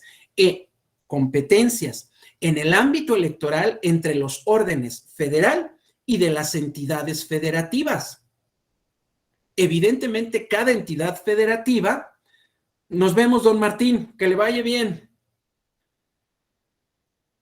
En cada entidad federativa, en el ámbito interno, en su orden interno, está autorizada, está facultada para desarrollar las prescripciones que establece esa ley general. Ley general emitida por el Congreso de la Unión, pero que distribuye competencias. Y en ese sentido, por eso nuestro instituto electoral es nacional, porque tiene competencias que inciden tanto en la organización de las elecciones del orden jurídico federal como en las elecciones de los órdenes jurídicos de las entidades federativas. De ahí lo nacional del término. Entonces, regreso. El canon de corrección está dado por esto que consideramos Ley Suprema de la Unión. Insisto, formalmente Constitución, Convención, tratados pues, y leyes generales. Materialmente, según el dictado del primero constitucional, las normas relacionadas con derechos humanos. Ese es nuestro canon o parámetro de corrección para calificar las decisiones de las autoridades del Estado mexicano. Hasta acá no sé si soy claro, si hay alguna duda, si hay algún comentario.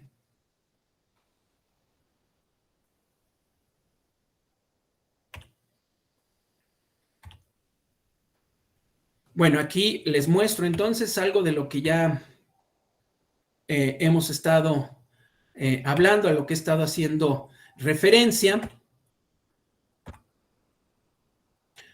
Ordinariamente, entonces, el proceso concluye con el dictado de una resolución, una sentencia.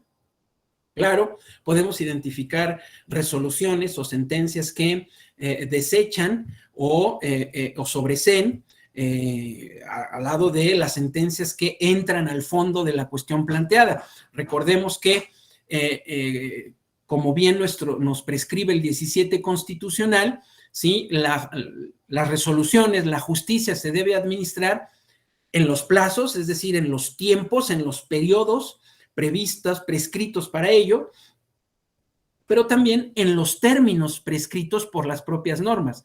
Por términos nos referimos, entre otras cosas, precisamente a esas condiciones que debemos de satisfacer, pues para que se conozca el fondo de nuestra pretensión. Me refiero a los presupuestos procesales.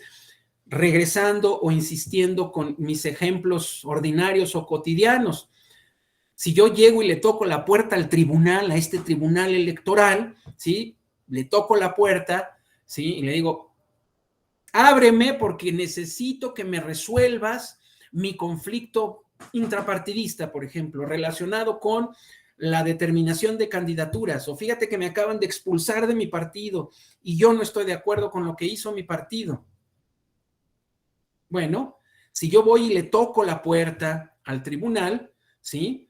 Para que me abran la puerta y pueda yo pasar a exponer mi pretensión y pueda desahogarse el proceso correspondiente, debo cumplir con ciertos requisitos o debo de satisfacer ciertos presupuestos.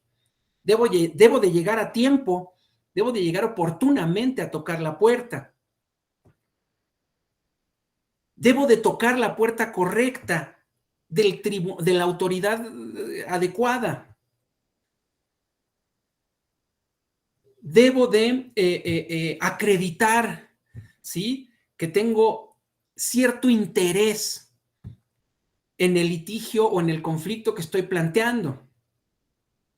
Es decir, debo de satisfacer los llamados presupuestos procesales. Esto lo menciono porque continuamente hemos escuchado, cada vez con menor intensidad, pero hemos escuchado planteamientos relacionados con la violación al derecho de acceso a la justicia en razón de el desechamiento de demandas por virtud del incumplimiento de presupuestos procesales. Y se afirma o se puede llegar a afirmar que los requisitos para ejercer derechos, ¿sí?, pueden convertirse en obstáculos para el ejercicio de tales derechos. No en todos los casos. Depende de la razonabilidad del requisito que se nos pide satisfacer para ejercer ese derecho en particular. Por un lado, bueno, tratándose del derecho a que se nos administre justicia, ¿sí?, la propia Corte Interamericana ha establecido que este derecho se ejerce precisamente satisfaciendo los requisitos procesales que al efecto se prescriban. Don Jaime Mauricio Pérez Cruz, adelante, por favor. Buenas tardes, compañeros, compañeras. Tocó un tema muy interesante que, bueno, en la práctica a mí me toca mucho, el del interés, ¿no? Hay diferentes tipos de interés en la materia, ¿no? Y el más interesante para mí es el legítimo, porque es un daño indirecto que tienes que argumentar, no, tal vez no con una prueba plena, pero tal vez con indicios, con palabras, con argumentos. Hubo un caso muy interesante aquí en la ciudad de Mérida, ¿no? Sobre las sexoservidoras. En el reglamento de la ciudad les prohibía a ellas que estuvieran ofreciendo sus servicios en la calle, ¿no? Y uno dirá, no, está bien el reglamento, ¿no? Sin embargo, hay cierta interpretación jurídica. Hay gente que hasta la fecha cree que el sexoservicio está prohibido, pero no está prohibido el sexoservicio, ¿no? Más bien está que terceros se beneficien. O sea, técnicamente, si ves la redacción o la cuestión, lo que no está prohibido está permitido. Y nada más que la ley como que no abunda mucho. Entonces ellas se ampararon contra ese reglamento y el juez de control les dio permiso para ejercer su oficio, ¿no?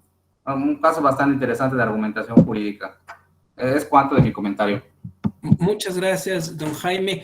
En efecto, uno de los aspectos más interesantes de las reformas practicadas en materia de derechos humanos, pero sobre todo de juicio de amparo, tiene que ver precisamente con el interés jurídico, el interés legítimo, el interés simple, precisamente para acudir a que se nos imparta justicia.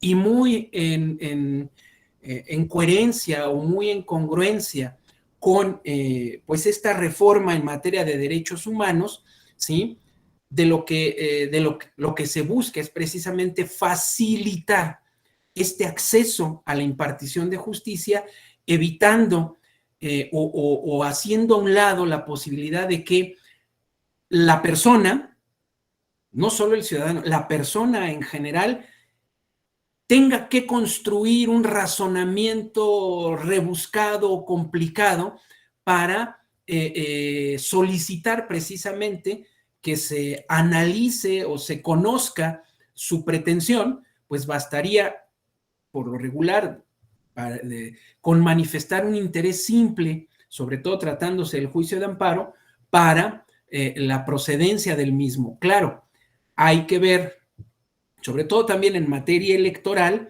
los precedentes en torno a la expresión y la localización de ese interés, sobre todo considerando los contextos en los que actúan quienes acuden a la justicia electoral. Solo por mencionar, ¿sí? Uno de los casos emblemáticos, el caso de Tanetse de Zaragoza en Oaxaca, donde ustedes recuerdan muy bien, quienes actuaron, ¿sí? Se identificaron como personas integrantes de la comunidad de Tanetse, ¿sí? Cuyo ejercicio a elegir, o mejor dicho, su voto, su derecho a elegir a sus autoridades municipales, consideraban violado. No había propiamente, en esta lógica de un interés directo, digamos, o específico, pues simplemente no habían sido convocados para desahogar el procedimiento que era esperable que se desahogara, sino que había sido nombrada una autoridad por parte del Congreso local en razón del informe que había rendido la autoridad electoral, que había ido a inspeccionar o a pronunciarse sobre la situación sociopolítica de la comunidad de Tanetse, y había informado al Congreso que, digamos, en términos muy escuetos, no había condiciones para desahogar una elección, sin que se precisara con mayor elemento exactamente a qué nos referíamos o qué tenían en mente, con elementos suficientes para desahogar la elección, sobre todo considerando que era la segunda o la tercera ocasión que no se desahogaba un proceso de elección de autoridades municipales, sino que se nombraba, se designaba a una persona para que ejerciera esa autoridad municipal directamente por el Congreso local. Y en efecto, entonces, regreso entonces al tema de estos términos. De la misma manera, recordemos que nuestra Constitución nos prescribe que todos tenemos derecho a ser votado en elecciones en paridad de condiciones y también a ocupar cargos públicos cumpliendo, ¿sí?, con las calidades que establezca la ley, ¿sí? Por mencionar algún ejemplo, ¿sí?, para que yo pueda ser válidamente registrado en una candidatura,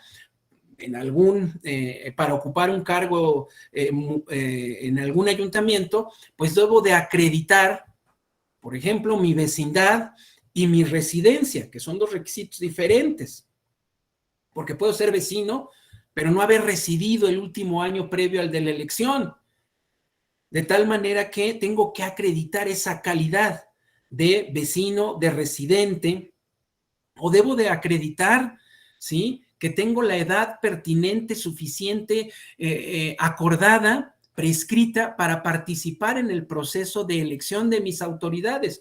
¿A qué me estoy refiriendo?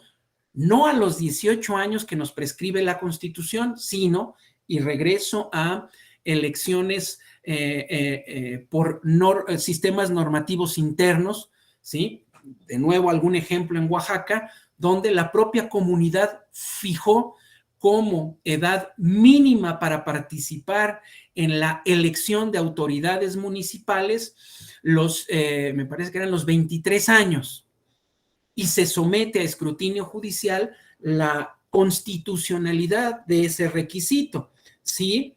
Era congruente con las normas constitucionales que se fijara como umbral de participación una edad mayor a la de los 18 años en esa comunidad. Claro, fue la propia comunidad la que decidió establecer ese umbral.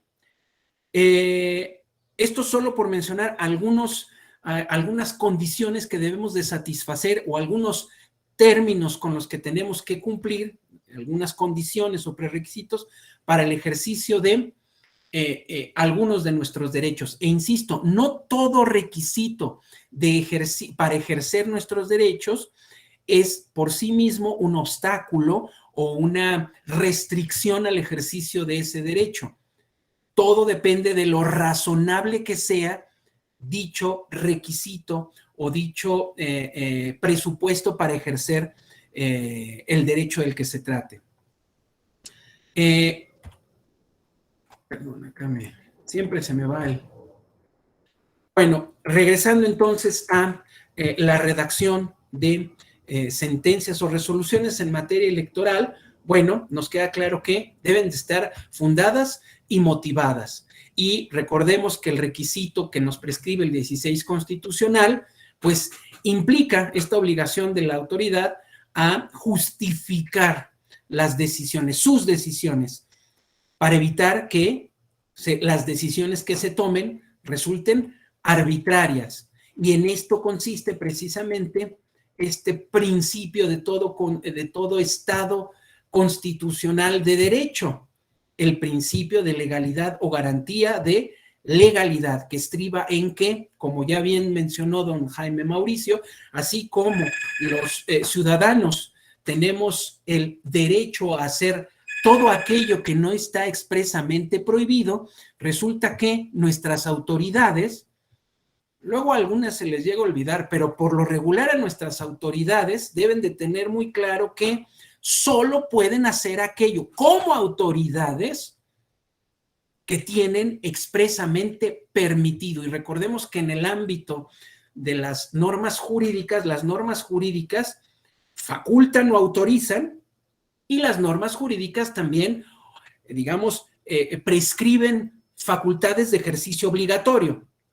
Es decir, autorizan a que la autoridad actúe o ejerza alguna función, pero también pueden llegar a prescribir que en ciertas condiciones o observando ciertas condiciones, la autoridad esté obligada a actuar. Pero en uno o en otro caso, no basta con estar facultado y no basta con tener un mandato normativo para justificar por sí sola la actuación de la autoridad, pues en el caso concreto es fundamental citar, referir, mencionar que se está actuando por mandamiento normativo de la Constitución, de la ley, del reglamento, pero que en el caso concreto además se actualiza la hipótesis correspondiente, es decir, que hay afirmaciones en torno a hechos que colman esa hipótesis normativa. En este sentido, ya no me acuerdo si lo mencioné ayer con ustedes, pero insisto, ustedes me corrigen, si ya lo mencioné, me lo avisan.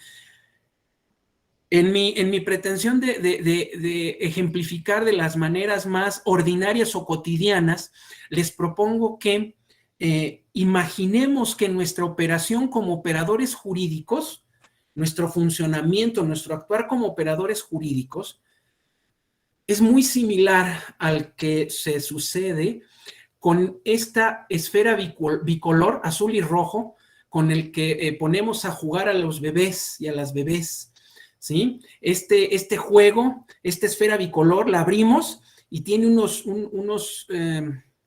unas figuras amarillas. No sé si esto lo mencioné ayer o no. ¿No? Bueno, pero sí ubican, sí recuerdan el juguete al que me refiero, ¿verdad? Nunca he sabido cómo se llama. Pero bueno, esta esfera bicolor que se abre y deja caer unos juguetitos amarillos. Bueno, cuando yo era niño era rojo y era azul y los juguetitos eran amarillos, seguramente ahora son de otro color, pero bueno. ¿En qué consiste la diversión del bebé? En buscar por dónde meter los juguetitos amarillos al interior de la esfera. Y entonces el chiste está en andar cazando, buscando dónde cabe, dónde entra la estrella o la elipsis o el cuadrado. ¿Por qué huequito meter la figurita amarilla? Bueno, pues hagamos de cuenta que como operadores jurídicos eso es lo que hacemos. El hueco lo constituimos, lo formamos con la hipótesis normativa, el espacio en el que queremos hacer entrar, embonar, subsumir, dirían algunas personas, el juguetito amarillo.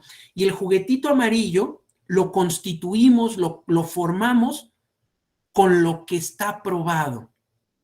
Es decir, si ustedes me lo permiten, aquí están las dos premisas del silogismo. La premisa normativa, constituida con ese hueco de la esfera que construimos precisamente con normas para generar la hipótesis normativa que queremos verificar o que queremos colmar. Y por otro lado, la construcción, una vez que hemos desahogado los medios probatorios aportados, construimos esta frase, digamos, o construimos la premisa fáctica que se resume en la frase está probado que. Bueno, si está probado que, construimos este juguetito amarillo y la operación siguiente es subsumir, meter la figura amarilla en el hueco que previamente construimos, el de la estrella, el del cuadrado, y nuestra intención es que el juguete amarillo embone perfectamente bien para subsumirlo. Claro, una vez que entra a la esfera, ¿sí? Ya hasta ahí acaba el símil, porque lo que sigue es la generación de una consecuencia determinada, la consecuencia prevista en la hipótesis, en la norma cuya hipótesis, ¿sí? hemos formado o hemos identificado.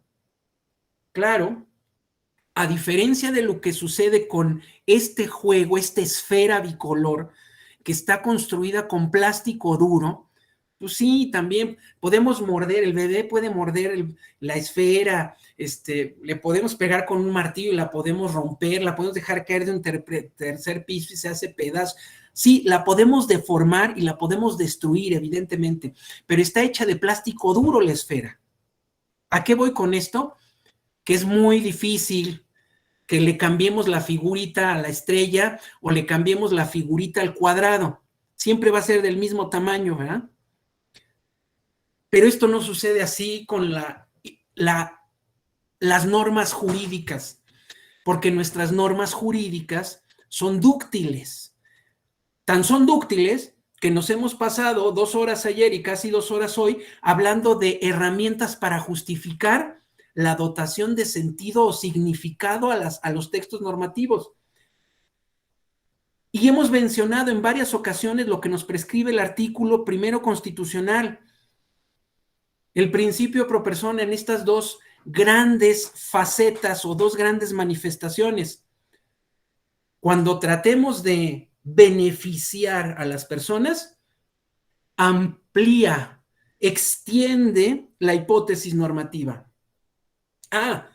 Pero si estamos en presencia de imponer sanciones, de restringir el ejercicio de derechos, restringe, haz más chiquito, empequeñece la hipótesis normativa para que menos casos quepan en esa hipótesis y menos restricciones se impongan a las personas o menos personas vean restringidos sus derechos o menos personas se vean sancionadas. Es decir, el principio pro persona tiene esta doble manifestación, le llaman, es una herramienta hermenéutica, es un principio hermenéutico. Sí, por un lado, amplía la hipótesis cuando beneficias, pero por el otro, haz más chiquita la hipótesis cuando impongas sanciones, cuando restrinjas derechos. ¿Esto qué implica? Que con la dotación de sentido o significado a los textos normativos, ese hueco por donde queremos hacer entrar los hechos, lo podemos hacer más grande, pero también lo podemos hacer más chiquito, algo que no podemos hacer con la esfera bicolor de plástico duro. Eso por un lado. Y por el otro, el juguetito amarillo no nos viene dado a quienes toman las decisiones, no les llega construido de fábrica, ¿sí? No les llega construido del paquete, no. Se construye en el proceso a partir del desahogo de los medios probatorios. y los medios probatorios guardan relación directa con las afirmaciones que se han hecho y que vienen a constituir parte de la causa de pedir y de el motivo o causa de la resistencia de quien se niega a someter su interés al interés de la parte actora. Se va construyendo, ¿sí? Porque el juguetito se traduce en esa frase de ¿está aprobado qué? Regreso al ejemplo de que me den o no mi licencia de manejo. ¿Por qué pongo el de la licencia de manejo? Porque en el caso de la credencial para votar, basta con acreditar que tengo la edad, ¿sí?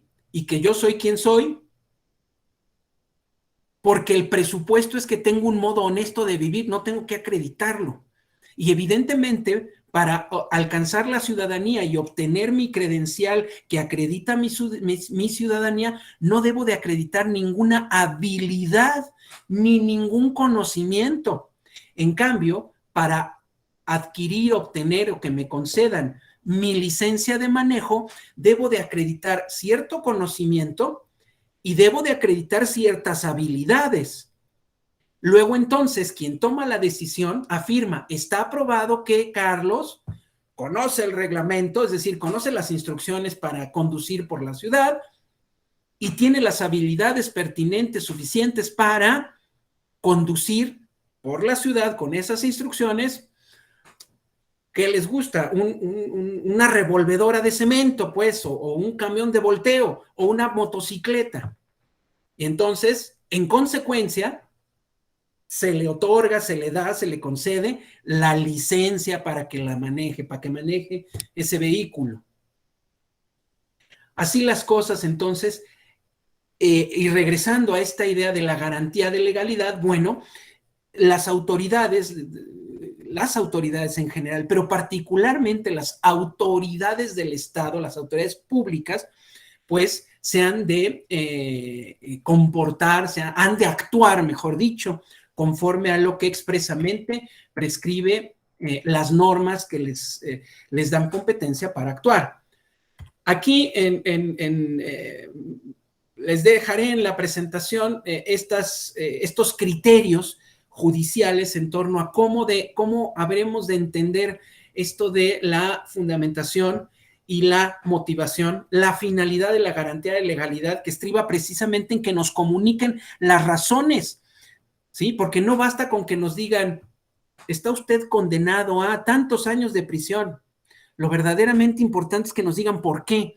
Porque si no conozco las razones, si no sé por qué me están condenando, por qué me están sancionando de esa manera,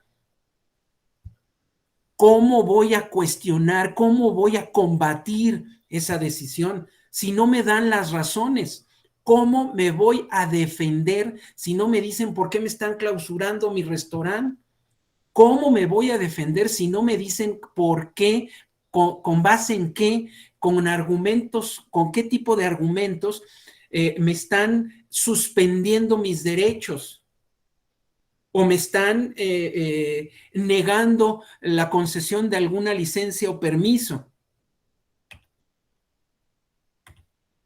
Bueno, evidentemente ustedes recuerdan ¿a qué nos referimos? Bueno, ¿qué tiene, cuál es el sentido, mejor dicho, que la jurisprudencia federal le da a el término fundar, que es la precisión, identificación, señalización de o indicación de las normas jurídicas en las cuales se basa o se funda, como su nombre lo indica, o tiene su origen la actuación de la autoridad. En cambio, por motivar, ¿sí? La jurisprudencia se refiere a el por qué la autoridad consideró que el caso concreto se ajusta a la hipótesis normativa. Subrayo el por qué, la expresión por qué, en razón de que en este caso, esta expresión no se refiere a la causa, ¿cómo decirlo? A lo que haya movido la voluntad del juez o de la jueza, sino que se refiere a la justificación que esgrimió el juez o la jueza, ¿sí? Para sostener que el caso concreto se ajusta a la hipótesis normativa. Insisto, hay que tener presente la distinción entre explicación y justificación. A nosotros lo que nos interesa es que nos den razones que justifiquen. Las razones que expliquen, pues se encargarán de discernirlas, de mostrarlas, de criticarlas, de analizarlas, quien hace historia, quien hace ciencia política, quien hace cualquier otra disciplina, cualquier otra profesión. Pero como operadores jurídicos, lo que nos urge saber, lo que nos es indispensable conocer, son las razones que sostienen la decisión. Les dejo aquí entonces esta presentación que desarrolla, digamos, con mayor precisión estas cuestiones, porque a donde yo quería llegar, pues es precisamente a las que los van a ver seguramente en las siguientes sesiones vinculadas con la redacción de resoluciones electorales, ¿sí? A esto, ¿sí? La identificación precisa de los tipos de argumento, ¿sí? Cuando estamos en presencia, yo les dije hace un rato que esto se hace manifiesto, se presenta de manera clara y evidente cuando tenemos dudas. Si tenemos dudas, estamos frente a un caso difícil, ya estuvo. Porque si no tuviésemos dudas, pues ya sabemos cómo resolver, no se nos genera ninguna incertidumbre, nos parece un caso fácil. Ese tipo de casos que ya en cuanto lo empezamos a leer o nos lo platican, ya sabemos de qué va, ya sabemos cómo se va a resolver. Pero cuando nos brinca una duda, una incertidumbre, entonces, no, este caso sí va a estar difícil, porque hay que ver esto, hay que ver aquello y hay que considerar más allá. Bueno, esta distinción lo único que nos permite es identificar los contextos en los que vamos a utilizar, ¿sí?, nuestras diferentes herramientas argumentativas.